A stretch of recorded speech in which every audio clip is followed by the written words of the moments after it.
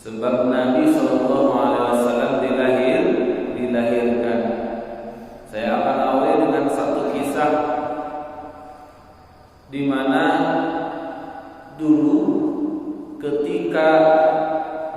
Shallallahu Alaihi Wasallam lahir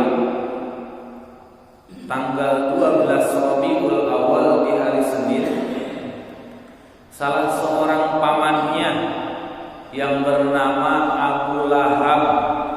Bapak-bapak kenal Abu Lahab? Kenal Pak Abu Lahab? Kenalan di mana Pak?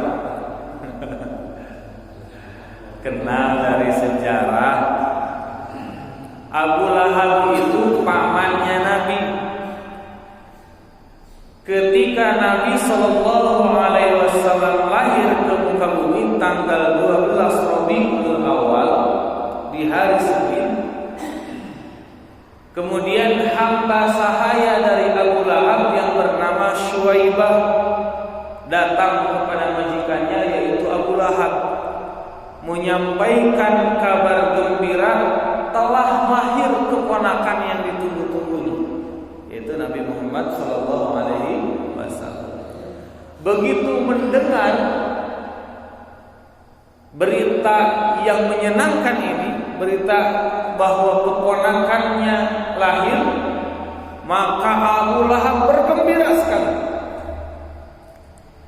Jadi ketika Nabi Muhammad lahir, belum jadi nabi, sewaktu lahir Abu Lahab sangat gembira. Bahkan saking gembiranya Abu Lahab, Syuaibah yang tadinya hamba sahaya dari dirinya, kemudian Abu Lahab memerdekakannya.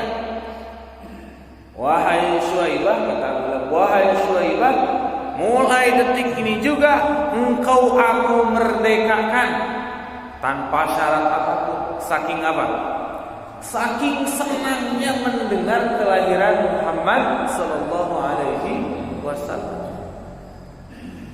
Itu Abu Lahab padahal apa namanya? Disebutkan dalam Al-Quran termasuk yang musuhi Nabi.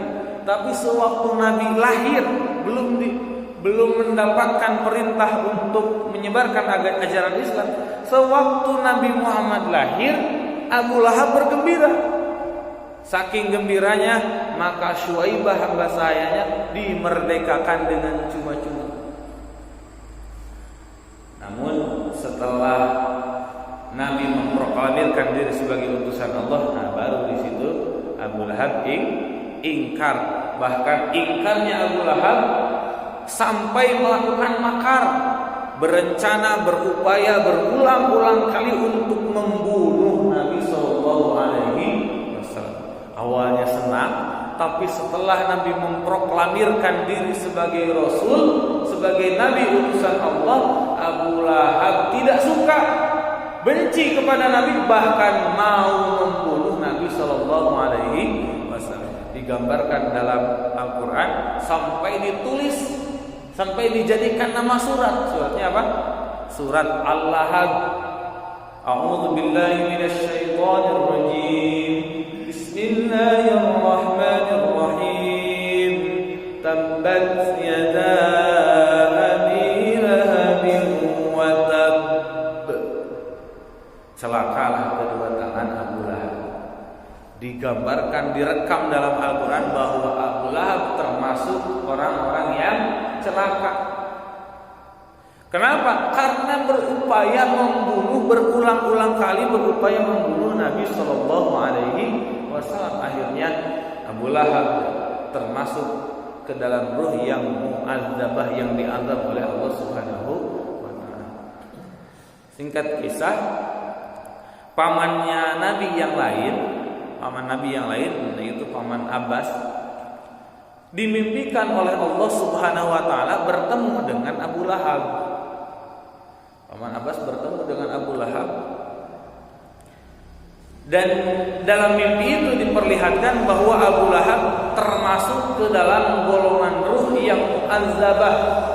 Sebab ruh itu nanti di akhirat ada dua golongan, Pak. Ada yang mu'adzabah, ada yang muna'amah. Mu'adzabah adalah ruh yang diazab oleh Allah Subhanahu wa Ta'ala. Kalau muna'amah adalah ruh yang diberi nikmat oleh Allah Subhanahu wa Ta'ala. Kalau kita disuruh pilih, Pak, mending milih mu'adzabah atau muna'amah? Mending ya, Pilihannya gampang ya Pak ya. Kalau disuruh milih antara mu'adzabah dan muna'amah, ya gampang. Pilihannya pasti muna'amah. Tapi nggak bisa cuma sebatas pilih Pak. Kalau kita mau pilih muna'amah, pilihlah dengan hati kita, pilihlah dengan amal kita. Tidak bisa kita hanya memilih dengan lisan saja. Mudah-mudahan kita lisan memilih muna'amah, panca indera kita, qalbu kita Allah gerakan sehingga layak menjadi ruh yang muna'amah, ruh yang mendapatkan nikmat dari Allah Subhanahu wa taala. Amin ya Allah ya rabbal alamin. Kok jadi ke situ Pak? Kemana tadi beloknya Pak? Oh dari Mu'adzab. Jadi paman Abbas, paman Nabi sallallahu alaihi wasallam dalam mimpinya melihat Abu Lahab termasuk ruh yang mu'adzabah, diazab oleh Allah Subhanahu wa taala. Akan tetapi dalam mimpi itu diperlihatkan bahwa Abu Lahab menyampaikan kepada paman Abbas bahwa dirinya Abu Lahab setiap hari Senin mendapatkan keringanan hukuman, mendapatkan keringanan azab. Setelah ditanya, kenapa engkau diberikan keringanan di setiap hari Senin? Sebab Allah menyampaikan, aku diberikan keringanan azabku di setiap hari Senin karena sebab aku bergembira saat lahirnya Nabi Sallallahu Alaihi Wasallam di hari Senin. Abu Lahab memusuhi Nabi tapi bergembira ketika lahirnya Nabi dapat keringanan hukuman, dapat keringanan azab. Apalagi kalau kita yang beriman, apalagi kalau kita beriman kepada Nabi Sallallahu Alaihi Wasallam yang ingkar saja, tetapi bergembira ketika datangnya Nabi, ditolong oleh Allah Subhanahu Wa Taala di setiap hari Senin, dikurangi azab, diringankan siksanya. Apalagi orang yang beriman, maka sudah pantas bagi kita sebagai orang yang beriman untuk senantiasa senang ketika datangnya bulan Maulud. Harus lebih senang daripada siapa? Daripada Abu Lahab. Abu Lahab saja yang ingkar senang awal. Nah, kita sebagai orang yang beriman tentu harus lebih senang daripada siapa? Abu Lahab. Apa bentuk kita senang dengan datangnya bulan Maulud? Kita tingkatkan amal ibadah. Kita berupaya semaksimal mungkin untuk mengikuti Nabi Sallallahu Alaihi Wasallam. Itulah cara terbaik mengekspresikan betapa cintanya kita kepada Nabi Sallallahu Alaihi Wasallam. Itulah ekspresi terbaik kalau kita senang akan datangnya bulan Maulud, bulan dilahirkannya Nabi Muhammad Sallallahu Alaihi Wasallam. Jadi mengekspresikan kebahagiaannya adalah dengan meningkatkan amal ibadah, mengikuti sunnah-sunnah Rasulullah Sallallahu Alaihi Wasallam. Saya mau tanya ulang nih bapak-bapak, senang atau tidak kira-kira datangnya bulan Maulud, bulan dilahirkannya Nabi? Senang Pak? Nah, pertanyaan yang berikutnya, sudah mencontoh kepada Nabi atau belum? Sudah berupaya mencontoh kepada Nabi atau belum? Kalau belum, berarti bohong senangnya. Kalau senang datangnya Nabi, pasti akan cinta kepada Nabi. Kalau cinta kepada Nabi, pasti akan senang melakukan sunnah-sunnah Nabi Sallallahu Alaihi Wasallam. Kalau cinta kepada Nabi, pasti akan senang menyanjung Nabi dengan bersalawat kepada Nabi Sallallahu Alaihi Wasallam. Kira-kira salawat kita di bulan Maulud ini meningkat atau berkurang atau biasa-biasa saja? Nah, kalau biasa-biasa saja bahkan berkurang, berarti belum disebut senang. Ayo Bapak Ibu sekalian, kita latih hati kita dengan datangnya bulan Maulud ini. Kita senang datangnya bulan Maulud, ekspresi kesenangan kita dengan senantiasa mengikuti sunnah-sunnah Nabi Sallallahu Alaihi Wasallam. Karena itulah ekspresi dari kesenangan dan datangnya bulan Maulid. Mudah-mudahan dengan kita berbahagia akan datangnya bulan Maulid, Allah takdirkan nanti suatu saat ruh kita menjadi ruh mun'amah. Amin ya Allah ya Rabbal alamin.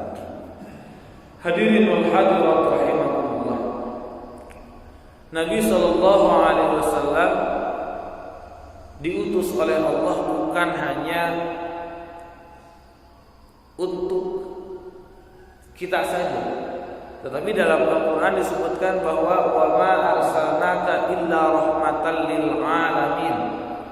Sesungguhnya Nabi sallallahu alaihi wasallam itu diutus, tidak lain diutus kecuali menjadi rahmat bagi seluruh alam. Bukan hanya bagi orang yang beriman, termasuk bagi orang yang tidak beriman pun mendapatkan rahmat Nabi sallallahu alaihi wasallam. Maka bagi umat Nabi sallallahu alaihi wasallam itu tidak ada azab, beda dengan umat-umat di zaman dahulu. Umat Nabi Lut dapat azab. Umat Nabi siapa? Umat Nabi Ayub dapat azab. Umat-umat Nabi terdahulu itu mendapatkan azab kalau umatnya tidak beriman, ingkar terhadap nabinya. Tapi bagi umat Nabi sallallahu alaihi wasallam Allah tangguhkan azabnya.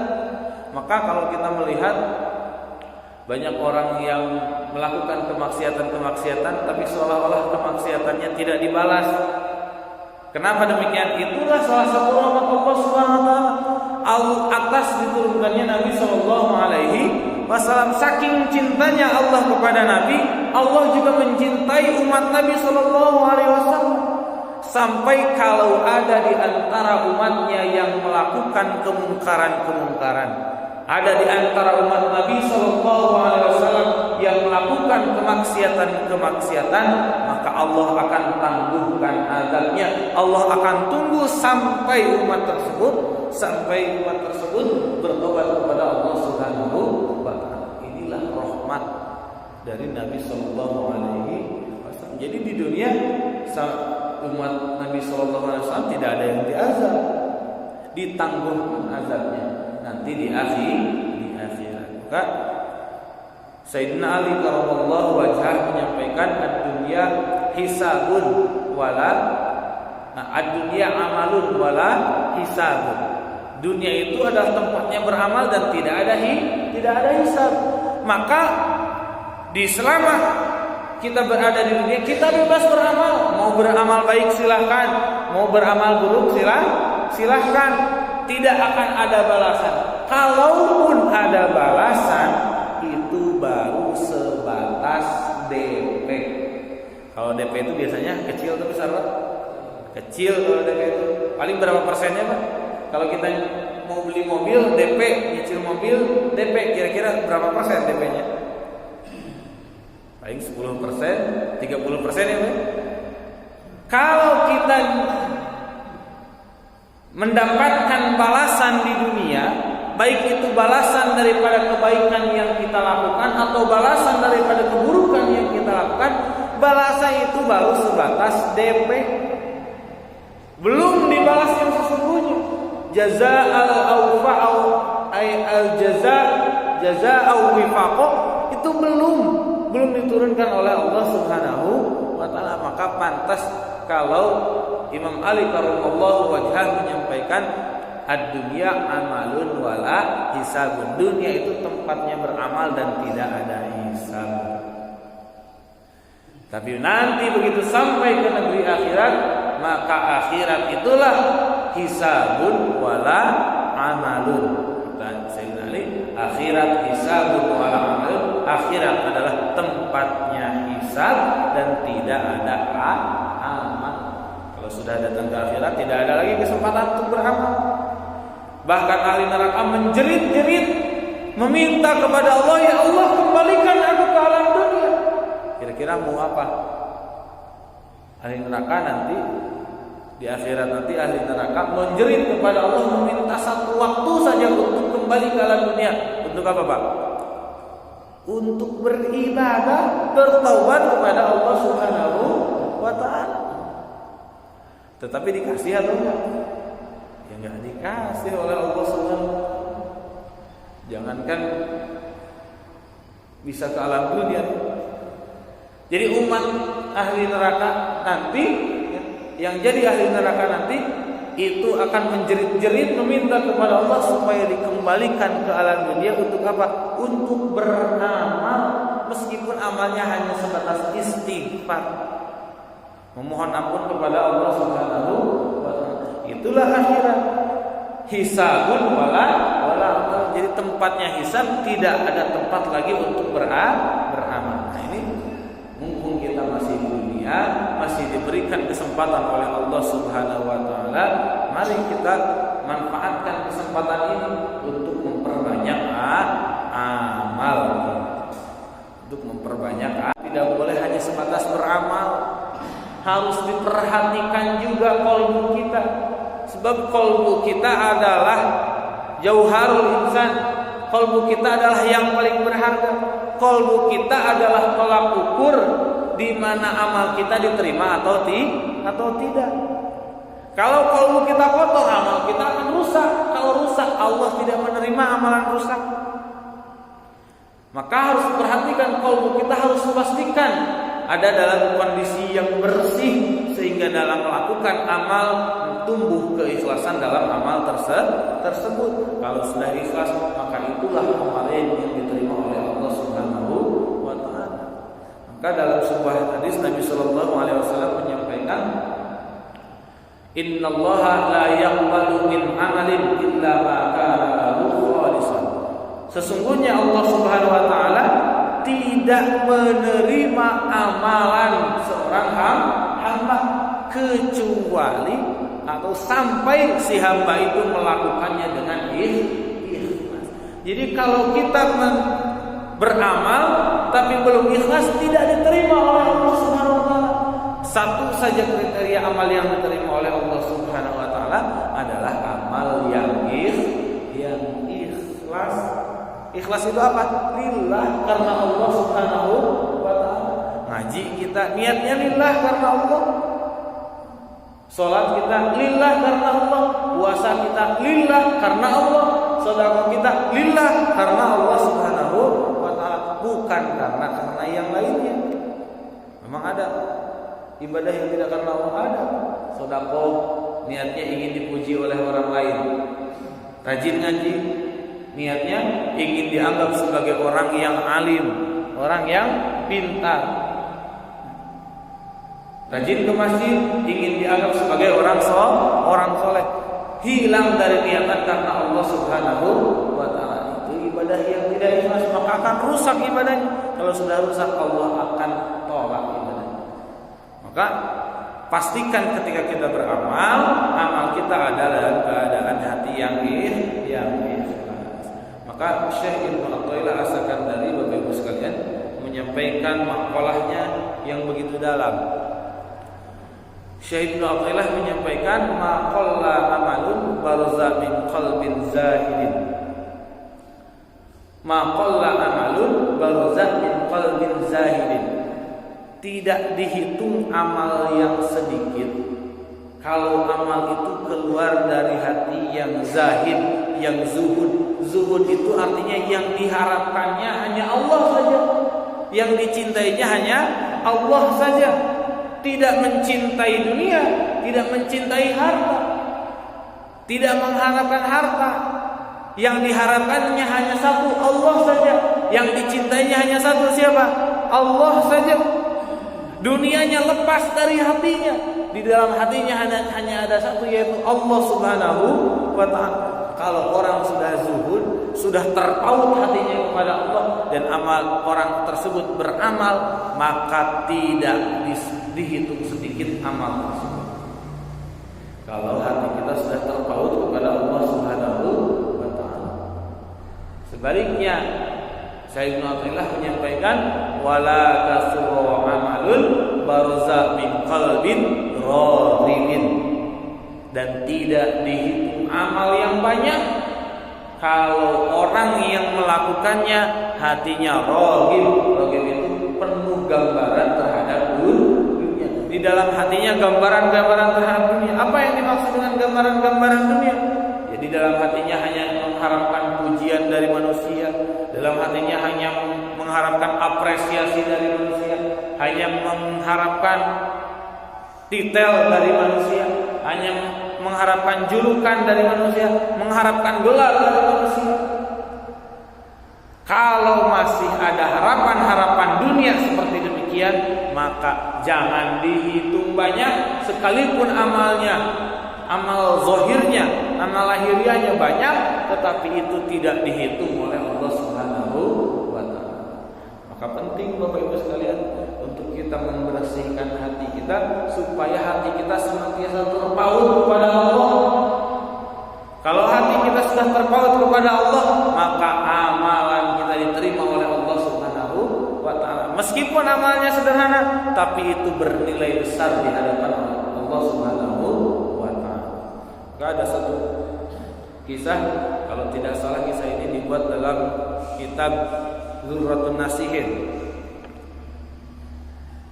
di mana ada seorang hamba, ya, ada seorang hamba yang hamba ini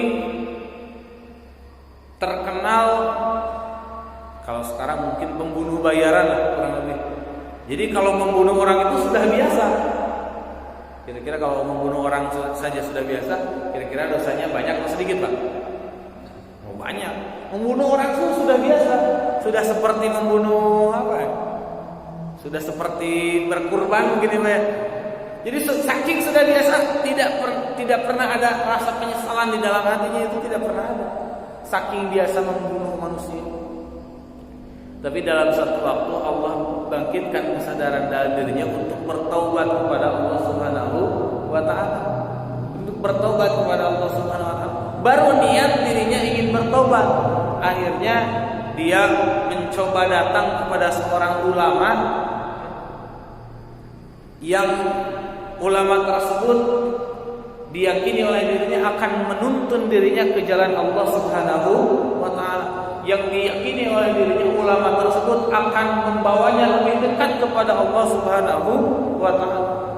Akhirnya berjalan, dia dari tempat dia tinggal, dia berjalan menuju tempat ulama yang diyakini akan menunjukinya kepada jalan Allah Subhanahu wa taala.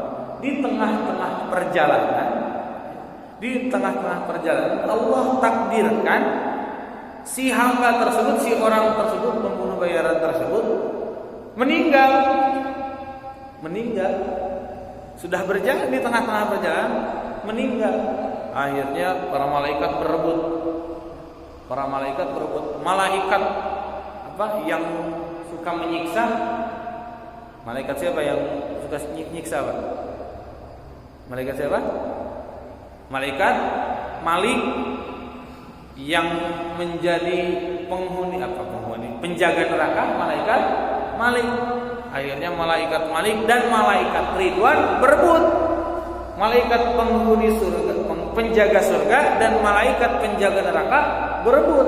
Ridwan dan Malik berebut. Ini bagianku, kata siapa? Kata malaikat Malik. Kata malaikat Ridwan, tidak, ini bagianku, karena dia sudah mau bertobat kepada Allah Subhanahu wa taala. Akhirnya diukurlah jarak antara rumah ke tempat dia meninggal dengan dari tempat dia meninggal ke tempat tujuannya, tempat ulama tadi. Diukur akhirnya. Setelah diukur, ternyata cuma beda sejengkal. Lebih dekat ke tempat ulama yang dicarinya tadi, ke tempat taubatnya tadi. Akhirnya karena lebih dekat ke tempat taubatnya, maka si orang tersebut menjadi hak bagi malaikat Ridwan. Kalau sudah jadi hak malaikat Ridwan, kira-kira jadi ahli neraka atau ahli surga, Pak? Ahli surga. Ya, bayangkan Bapak Ibu sekalian, yang tadinya membunuh saja sudah biasa, tetapi dalam hatinya ada keinginan yang ikhlas, hatinya bersih, ikhlas, ingin kembali kepada Allah, baru niat saja berjalan menyusuri perjalanan menuju tempat dia bertobat kepada Allah, Allah sudah berikan pahala yang luar biasa. Allah ampuni seluruh dosanya dan Allah masukkan dia ke dalam surga. Kenapa? Karena hatinya bersih. Karena hatinya bersih, maka pantas para ulama menyampaikan al-qalbu wa jauharul insan. Hati itu adalah jauhar. Jauhar itu permatanya, mutiaranya bagi manusia. Maka banyak orang yang tidak sadar bahwa hatilah mutiara bagi diri. Kalau kita melihat banyak manusia itu merawat hati atau merawat wajah, Pak. Yang sekarang banyak iklan di TV, di media sosial dan lain sebagainya. Kira-kira perawatan wajah atau perawatan hati, Pak? Kalau skincare itu di mana-mana ya, Pak ya. Ibu-ibu, skincare iklannya di mana-mana, berbagai macam merek, promonya luar biasa. Saking menunjukkan banyaknya manusia lebih memperhatikan, lebih sering merawat jasadnya. Padahal jasadnya dibawa kemana, Pak? Jasadnya dibawa kemana? Jasadnya kembali ke tanah, tidak dibawa kemana, Pak? Jasadnya kembali ke tanah, dimakan oleh apa? Oleh cacing. Kenapa kita harus sibuk memperhatikan fisik kita, lupa memperhatikan kalbu kita?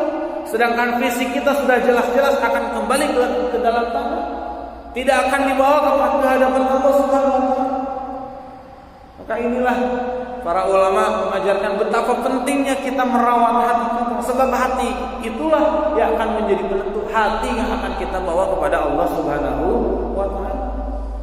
Maka mulai dari sekarang, mumpung masih Allah berikan kesempatan, mari kita senantiasa rawat hati kita. Cara merawat hati bukan dengan bedak ya. Kalau merawat hati itu bukan dengan skincare.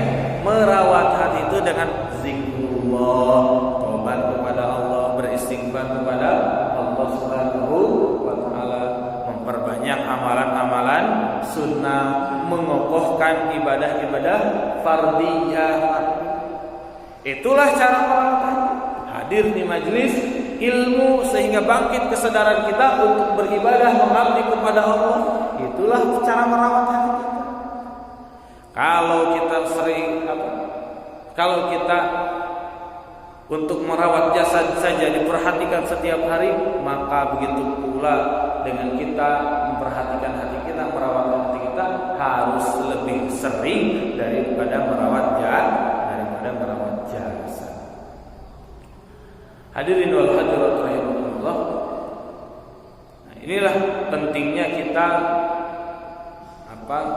memperbanyak amalan kita, bergembira di bulan Maulid atas datangnya kelahiran Nabi sallallahu alaihi wasallam. Jadi ekspresi kebahagiaan kita atas datangnya bulan Maulid, bulan dilahirkannya Nabi sallallahu alaihi wasallam, dengan memperbanyak amal ibadah mengikuti sunnah-sunnah Rasulullah sallallahu alaihi wasallam. Mengikuti sunnah-sunnah Rasulullah sallallahu alaihi wasallam. Pastikan ketika kita menjalankan amal ibadah, memperbanyak amal ibadah dan memperbanyak sunnah-sunnah Nabi sallallahu alaihi wasallam, pastikan hati kita ada dalam keadaan bersih supaya amalan-amalan yang kita lakukan diterima oleh Allah Subhanahu wa taala. Sebab hatilah yang menjadi patokan, yang menjadi standar diterimanya amal kita di hadapan Allah Subhanahu wa taala. Mudah-mudahan Allah bersihkan hati kita. Amin ya Allah ya rabbal alamin. Hadirin wal hadirat rahimakumullah. Dalam ayat yang lain Nabi sallallahu alaihi wasallam tadi sudah disebutkan bahwa Nabi adalah rahmatan lil alamin. Dalam ayat yang lain Nabi punya tugas di mana Allah Subhanahu wa taala berfirman, "Ya ayyuhan nabiyyu inna arsalnaka syahidan wa mubasysyiran wa nadhiran wa da'iyan ila Allah." Al-ayat ini wa da'iyan ila Allah wa sirajan munira. Hadirin wal hadirat rahimakumullah, Allah Subhanahu wa taala menyampaikan bahwa Nabi Shallallahu Alaihi Wasallam itu diutus menjadi syahidan, menjadi saksi, menjadi mubasyiran. Mubasyiran itu sebagai penyampai kabar gembira bagi siapa?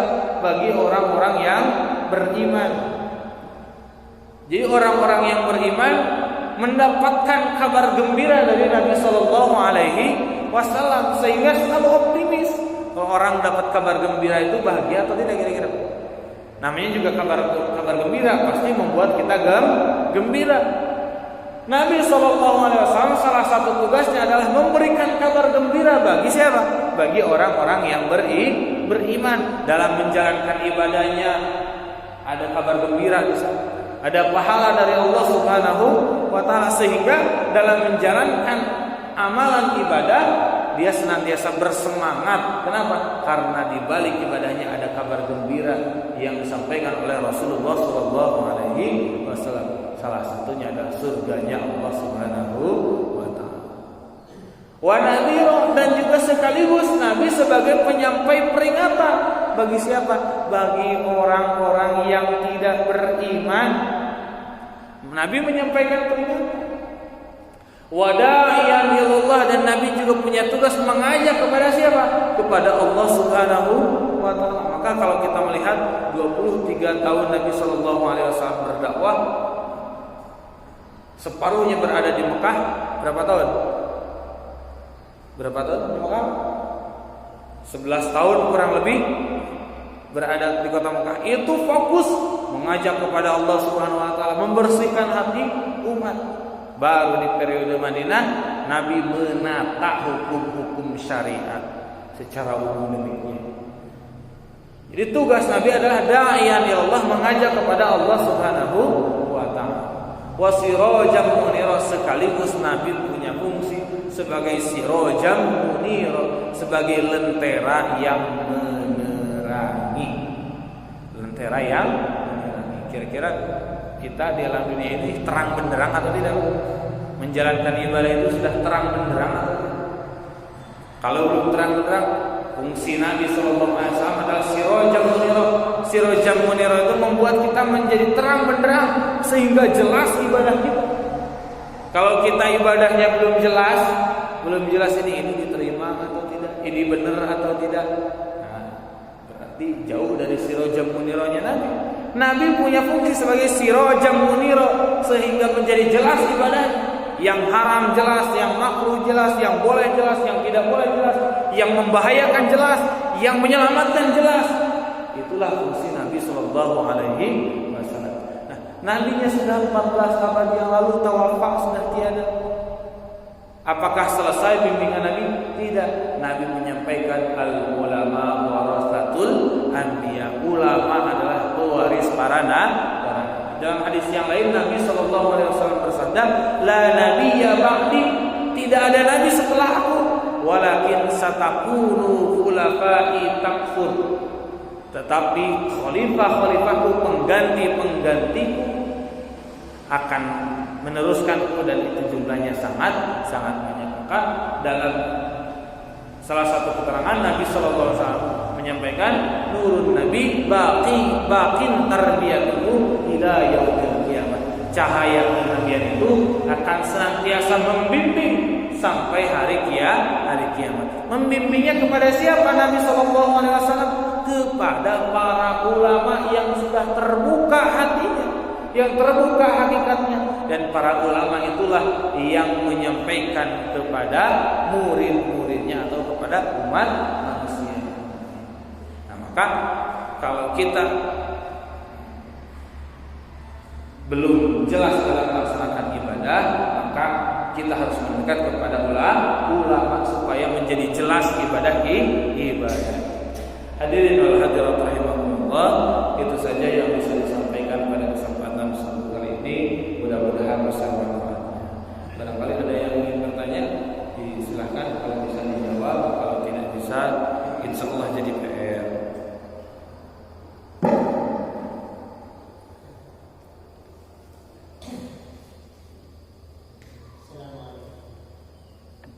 Assalamualaikum warahmatullahi wabarakatuh. Waalaikumsalam.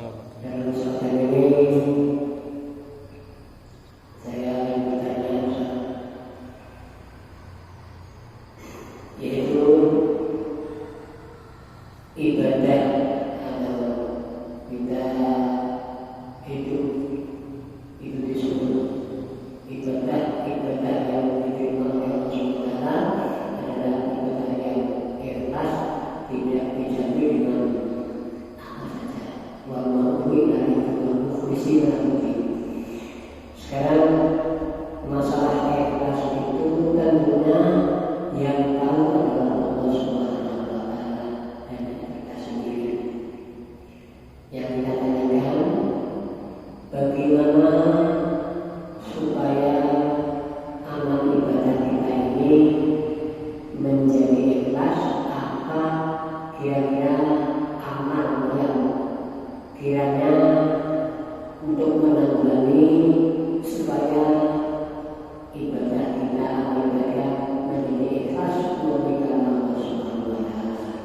Karena kita ini hanya selalu digoda oleh beberapa peran yaitu syaitan. Makanya untuk menanggulangi ibadah kita ini supaya kita ikhlas adalah tentunya kira-kira dengan apa, atau ilmu atau bagaimana. Jika dari saya ucapkan Assalamualaikum warahmatullahi wabarakatuh. Ikhlas itu dalam sebuah hadis Nabi Sallallahu Alaihi Wasallam menyampaikan sirrun minas sirri. Jadi kalau para malaikat ditanya tentang ikhlas tidak tahu. Malaikat tugasnya membawa amal saja, tidak tahu isinya ikhlas atau tidak. Kenapa? Karena yang tahu ikhlas itu hanya Allah Subhanahu wa taala. Kan Nabi menyampaikan sirrun minas sirri dalam sebuah hadis qudsi, ikhlas itu adalah rahasia sebagian daripada rahasiaku, kata siapa? Kata Allah Subhanahu wa taala. Itu ikhlas. Maka ikhlas itu memang susah mendeteksinya. Kita ngomong ikhlas, saya ikhlas beramal seperti ini, belum tentu di hadapan Allah Subhanahu wa taala ikhlas. Jadi memang ikhlas ini sulit mendeteksinya. Nah, bagaimana caranya kita supaya hati kita ikhlas? Karena kalau tidak ikhlas, maka kita akan selalu, amal kita akan tercampur oleh godaan hawa nafsu, termasuk godaan syaitan. Maka iblis dalam janjinya kepada Allah Subhanahu wa taala, la ughwiyannahum ajma'in illa min ibadaka minhumul mukhlasin. Janji iblis, aku akan gelincirkan seluruh umat Adam kecuali hambanya yang ikhlas. Jadi satu saja orang yang ikhlas itu yang tidak mampu digelincirkan oleh iblis. Kalau tidak ada ikhlas, maka dalam beramal bisa jadi beramal, tapi amalnya akan selalu ditumpangi oleh godaan-godaan iblis dan hawa nafsu. Maka betapa penting keikhlasan dalam beramal. Nah, kemudian bagaimana caranya supaya kita ikhlas dalam beramal? Ikhlas itu artinya menyerahkan, mengembalikan semuanya kepada Allah Subhanahu wa taala. Jadi ikhlas itu adalah melakukan ibadah lillah saja karena Allah Subhanahu wa taala. Tidak hilang lagi kepentingan di dalam diri.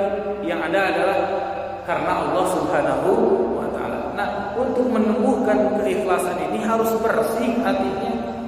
Sesuai dengan namanya ikhlas. Ikhlas itu dari kata khalas artinya suci, bersih. Maka kalau kita ingin beramal dengan ikhlas harus bersih hatinya. Itu menjadi kunci. Harga mati tidak ada yang lain lagi. Harus bersih hatinya. Pertanyaannya, kalau membersihkan hati itu susah atau mudah? Susah. Membersihkan hati itu susah. Karena dalam beribadah itu sering ada tumpangan gelap, ada riya, ada sum'ah, ada ingin dilihat yang mudah-mudahan nanti bisa dibahas lebih dalam mengenai ikhlas. Tapi singkat saja, kalau kita ingin beramal dan amal itu ikhlas, maka pastikan hati kita bersih. Sebab selama hati kita kotor, maka tidak akan bisa kita beramal dengan ikhlas. Itu kunci. Pertanyaannya, bagaimana sekarang cara membersihkan hati? Kita membersihkan hati itu tidak bisa oleh diri kita sendiri. Nabi dulu yang membersihkan hati para sahabat. Huwallazi ba'atsa fil ummiyina rasulan minhum yatlu 'alaihim ayatihi wa yuzakkihim selain menyampaikan di antara ayat-ayat Allah, Nabi juga membersihkan hati para sahabat sehingga para sahabat mau tunduk kepada Nabi Sallallahu Alaihi Wasallam, tunduk kepada apa yang dibawa oleh Nabi Sallallahu Alaihi Wasallam. Kalau kita melihat sahabat Sayyidina Abu Bakar As-Siddiq tunduk, bahkan hartanya kalau sudah lelang harta itu seluruh hartanya diinfakkan di jalan Allah. Sayyidina Umar setengah dari seluruh kekayaannya diserahkan kepada Nabi Sallallahu Alaihi Wasallam. Abdurrahman bin Auf keuntungan bahkan dengan modalnya diserahkan kepada Nabi Sallallahu Alaihi Wasallam. Sampai setunduk saking bersihnya siapa? Hati para sahabat. Siapa yang membersihkannya? Nabi Sallallahu Alaihi Wasallam. Kita nabinya sudah tidak ada 14 abad yang lalu. Nabi menyampaikan ada ulama pewaris itu, yang ulama menjadi pewaris para nabi, sehingga tugas-tugas Nabi diwariskan kepada ulama. Tugas-tugas Nabi diwariskan kepada al-ulama, tidak sembarang ulama tertentu, karena kan sekarang ulama juga banyak ya Pak. Ulama yang Imam Al-Ghazali menyebutnya ada ulama dunia, ulama tapi yang diharapkannya dunia. Ceramah itu mengharapkan dapat imbalan, ceramah tapi supaya dapat apa? Diagung-agungkan oleh umat. Itu ulama dunia kata Imam Al-Ghazali. Ulama yang dimaksud pewaris para nabi adalah ulama akhirat, ulama yang menunjukkan kita kepada akhirat, ulama yang kita tatap wajahnya, kita ingat kepada akhirat dan Allah Subhanahu wa taala. Itulah ulama yang menjadi pewaris para nabi. Ada kriteria-kriteria. Para ulama sudah membuat formulasi mana ulama yang termasuk ulama akhirat, ulama yang menjadi pewaris para nabi. Salah satunya adalah kalau kita menatap wajahnya, kita ingat kepada negeri akhirat, ingat kepada Allah sehingga mau beribadah kepada Allah Subhanahu wa taala. Nah, sering-seringlah kita bermujalasah kepada ulama tersebut sehingga ulama tersebut membersihkan hati kita, kemudian hati kita bersih dan amal kita bernilai ikhlas di hadapan Allah Subhanahu wa taala. Terus secara singkat kepada menjawab. Ada lagi Bapak Ibu sekalian? Cukup? Bapak Ibu sekalian, kalau tidak ada yang ditanyakan lagi, itu saja yang bisa disampaikan. Mudah-mudahan besar manfaatnya, dan kami mohon maaf bila banyak kekurangan itu murni dari kekhilafan dari pribadi. Mudah-mudahan Allah mengampuni. Kalaupun ada yang benar itu murni dari datangnya dari Allah dan Rasulnya. Mudah-mudahan jadi keberkahan untuk kita semua. Amin ya Allah ya Rabbal alamin. Hasbunallahu wa ni'mal wakil, ni'mal maula wa ni'mal nasir. Subhanakallahumma wa bihamdika, asyhadu an la ilaha